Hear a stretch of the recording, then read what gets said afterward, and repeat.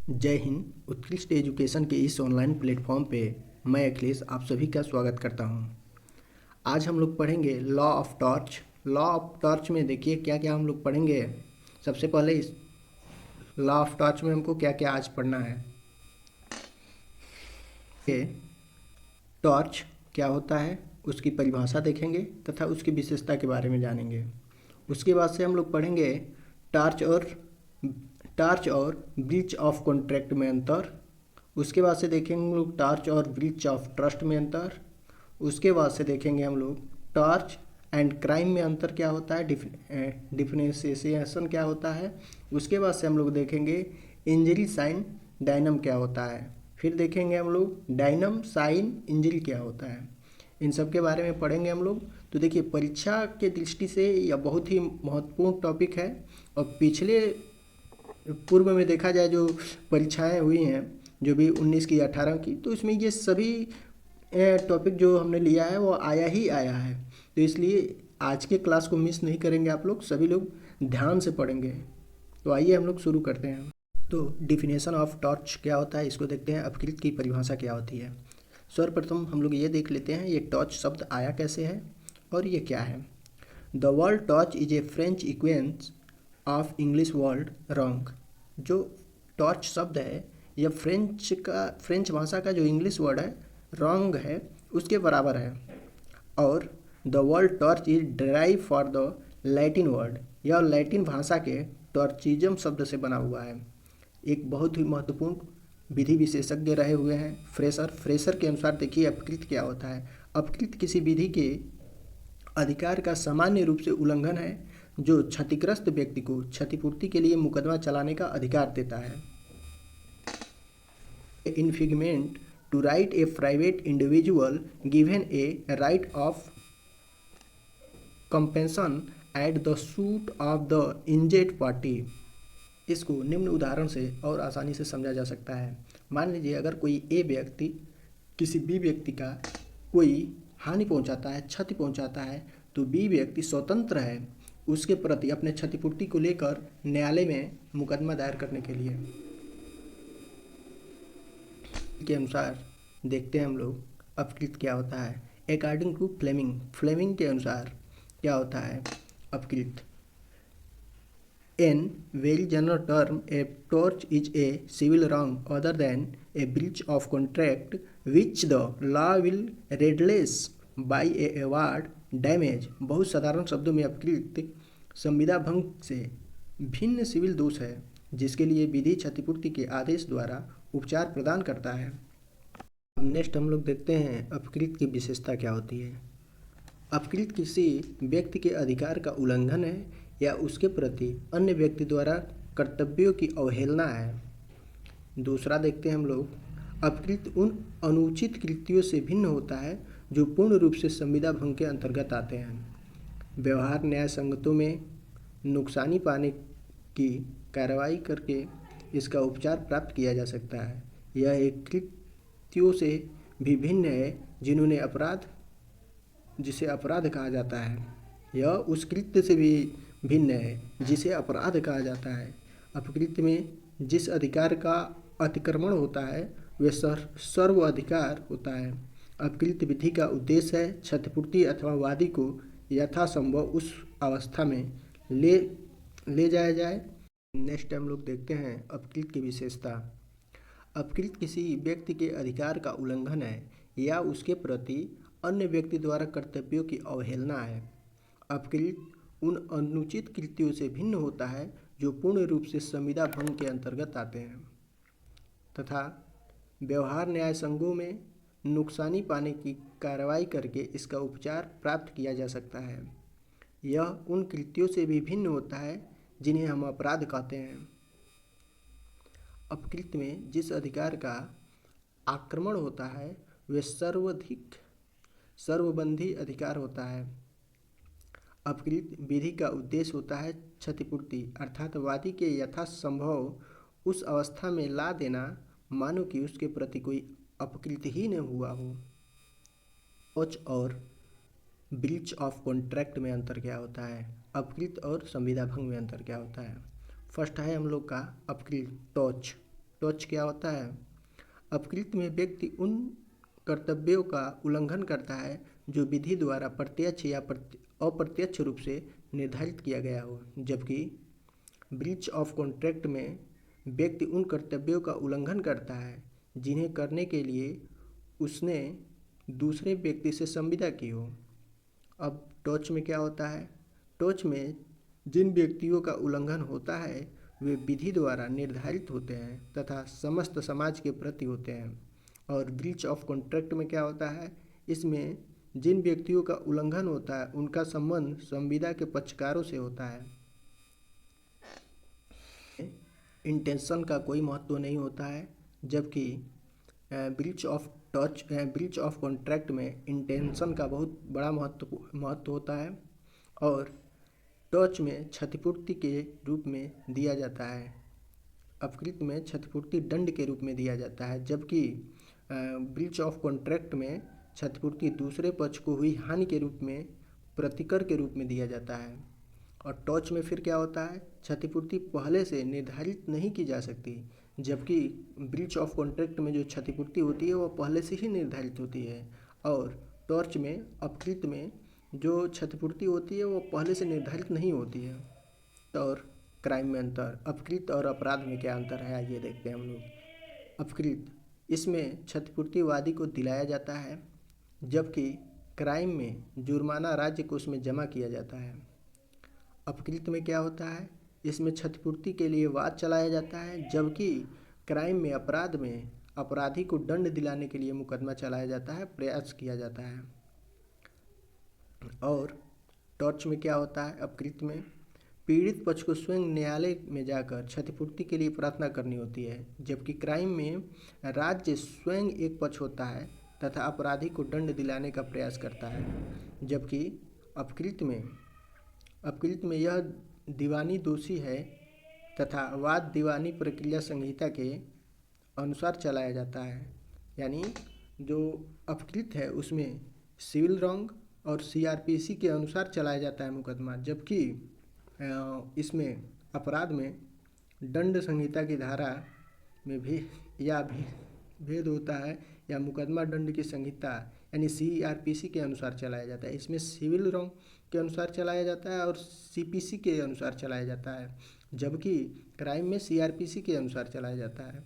और टॉर्च में, अपकृत्य में दिए जाने वाले क्षतिपूर्ति निश्चित नहीं होती है और इसमें क्या नाम है इसमें क्राइम में जो दी जाने वाली क्षतिपूर्ति होती है वह निश्चित होती है, व्यवस्थित होती है। निश्चित दंड के वह जो क्षतिपूर्ति होती है वह दंड के रूप में दिया जाता है। ठीक है, हम लोग देखते हैं टॉर्च और ब्रीच ऑफ ट्रस्ट में अंतर क्या होता है, अपकृत्य और न्याय संभग में अंतर क्या होता है। आइए हम लोग देखते हैं अपकृत्य क्या होता है। टॉर्च, हाँ, अपकृत्य में व्यक्ति उन कर्तव्यों का उल्लंघन करता है जो विधि द्वारा प्रत्यक्ष या अप्रत्यक्ष रूप से निर्धारित किए गए हों। तथा ब्रीच ऑफ ट्रस्ट में क्या होता है? इसमें कर्तव्यों का उल्लंघन होता है जो उल्लंघन करने वाले व्यक्ति पर न्यासी के दायित्वपूर्ण पद के कारण विधि ने निर्धारित किए हों। अब टॉर्च में क्या होता है? इसमें विधि इंग्लैंड की सामान्य विधि से निकलती है, जबकि ब्रीच ऑफ ट्रस्ट में दायित्व सामयिक न्यास पर आधारित होती है। अब टॉर्च में क्या होता है? अपकृत्य में होता है क्षतिपूर्ति की राशि का निर्धारण निश्चित नहीं होता है और इसमें क्या होता है? ब्रीच ऑफ ट्रस्ट में क्षतिपूर्ति की राशि गबन की गई राशि के प्रायः बराबर रखी जाती है। और अपकृत्य में फिर क्या होता है? अपकृत्य में विधि के अंतर्गत कर्तव्य सदैव जनसाधारण के प्रति होती है, जबकि ब्रीच ऑफ ट्रस्ट में न्याय में मामले में न्यासी का कर्तव्य केवल हितग्राही के प्रति प्राप्त होता है। अब हम लोग देखते हैं अपकृत्य और ब्रीच ऑफ ट्रस्ट में अंतर क्या होता है। अपकृत्य में व्यक्ति उन कर्तव्यों का उल्लंघन करता है जो विधि द्वारा प्रत्यक्ष या अप्रत्यक्ष रूप से निर्धारित किए गए हों, जबकि ब्रीच ऑफ ट्रस्ट में उन कर्तव्यों का उल्लंघन होता है जो उल्लंघन करने वाले व्यक्ति पर न्यासी के दायित्व पद के कारण विधि ने निर्धारित किए हों। जबकि अपकृत्य में अपकृत विधि जो होती है इंग्लैंड की समान विधि से निकलती है और ये ब्रीच ऑफ ट्रस्ट का दायित्व सामयिक न्यास पर आधारित है। अब फिर देखते हैं हम लोग अपकृत। अपकृत में क्षतिपूर्ति की राशि का निर्धारण नहीं होता है और ब्रीच ऑफ ट्रस्ट में क्षतिपूर्ति की राशि का गबन की गई राशि के प्रायः बराबर होती है। फिर देखते हैं हम लोग अपकृत। अपकृत विधि के अंतर्गत कर्तव्य सदैव जनसाधारण के प्रति होता है, जबकि ब्रीच ऑफ ट्रस्ट के मामले में न्याय का कर्तव्य केवल हितग्राही के प्रति प्राप्त होता है।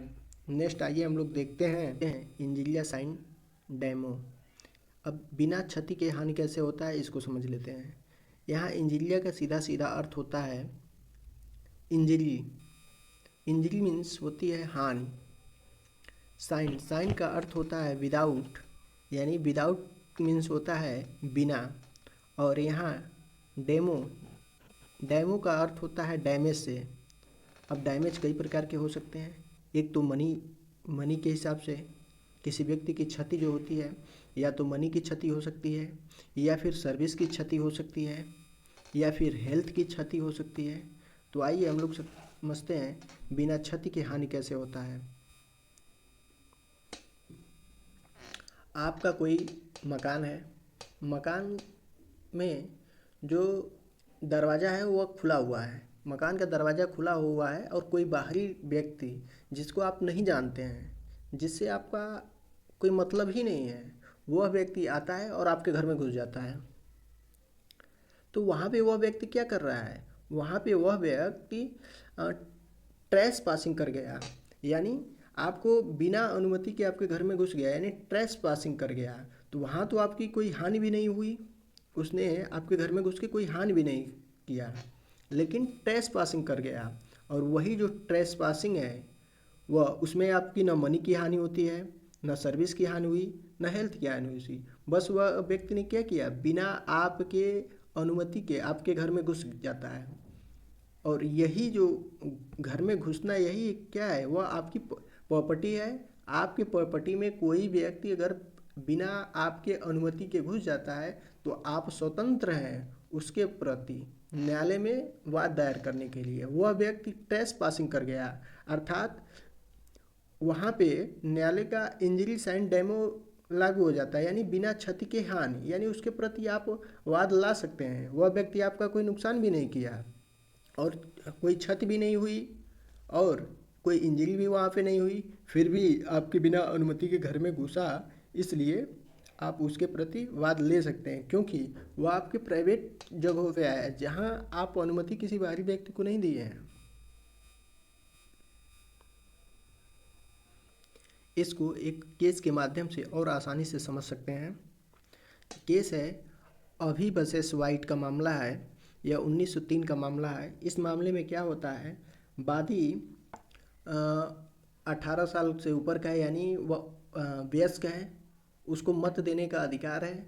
वह जाता है मत देने, और मत देने जाता है तो वहाँ कोई अन्य व्यक्ति उसके मत को लेके उससे उसकी बिना अनुमति के किसी दूसरे व्यक्ति को दे देता है।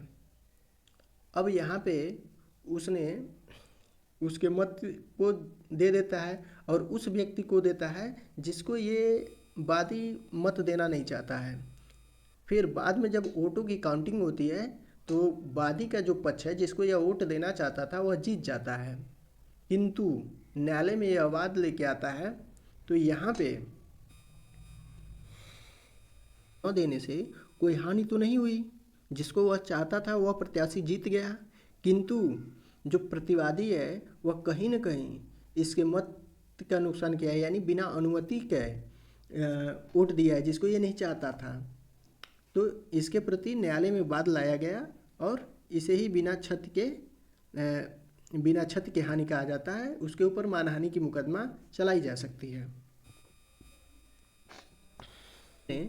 विधिक अधिकारों की अवहेलना मानी है। देखते हैं हम लोग बिना हानि के क्षति कैसे होता है। Damnum sine injuria. Damnum sine injuria क्या होता है इसको समझ लेते हैं। सर्वप्रथम यह हम लोग जान ले कि डेनम साइन इंजरी में कोर्ट एक्शन नहीं ले सकता, ठीक। No action in court, court कोई एक्शन नहीं लेता।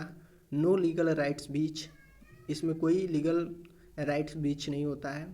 अब इसको एक केस के मामले से और आसानी से समझ सकते हैं हम लोग।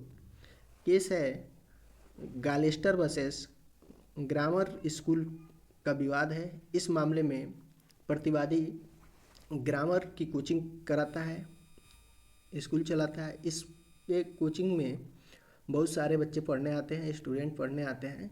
कुछ दिनों बाद वहाँ पे प्रतिवादी ने एक विद्यालय खोला। उससे क्या होता है, इस ग्रामर के जितने भी बच्चे हैं वह उस प्रतिवादी के स्कूल में नामांकन करा लेते हैं, जिससे यहाँ पे इसके अधिकतर बच्चे वहाँ पे कर देते हैं। यहाँ पे इसकी तो हानि नहीं हुई, लेकिन यहाँ पे एक हानि होती है मनी की हानि, ताकि इसके जो भी मनी आ रहे थे, इसकी अच्छी खासी कमाई थी, यह कमाई कम हो गई। अब जब कमाई कम हो गई तो इसने क्या किया, न्यायालय में वाद दायर किया। न्यायालय में वाद दायर किया और न्यायालय से बोला कि श्रीमान, हम यहाँ पे कोचिंग चला रहे थे, कोचिंग में हमारे अच्छे खासे बच्चे थे और इन्होंने, प्रतिवादी ने आके यहाँ पे स्कूल खोल दिया है, जिस कारणवश से हमारे कोचिंग के बच्चे इनके स्कूल में चले गए। अब स्कूल में जाने की वजह से हमको अपने बच्चों को रोकने के लिए फ़ीस की कमी करनी पड़ी और फीस करने की वजह से हमारी मनी की हानि हुई है, इसलिए इनसे क्षतिपूर्ति करा दी जाए।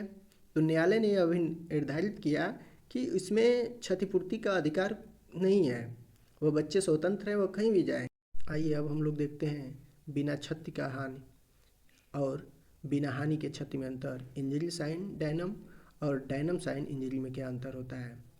इंजरी साइन डायनम, इसमें व्यक्ति के विधिक अधिकार का उल्लंघन होता है, जबकि बिना हानि के क्षति में के मामलों में बिना विधिक अधिकार के उल्लंघन के क्षति होती है, जबकि बिना क्षति के हानि में यह अभियोजन होते हैं।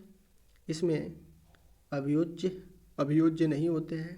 यह केवल विधिक अधिकार की अवहेलना प्रमाणित करना ही पर्याप्त होता है, आर्थिक क्षति प्रमाणित करना आवश्यक नहीं है।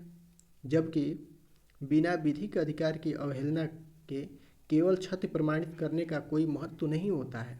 इसमें विधिक दोष होता है, इसके लिए विधिक उपाय भी उपलब्ध हैं, जबकि बिना हानि के क्षति में इसमें नैतिक दोष होता है, इसके लिए कोई विधिक उपाय उपलब्ध नहीं है। दोस्तों, यह वीडियो आप लोगों को कैसा लगा कमेंट बॉक्स में अवश्य बताएं और चैनल को सब्सक्राइब कर लें, लाइक कर लें और अपनी वाली को शेयर भी कर दें। अपनी वाली अथवा अपने वाले को शेयर और सब्सक्राइब करने को बोल दें। धन्यवाद।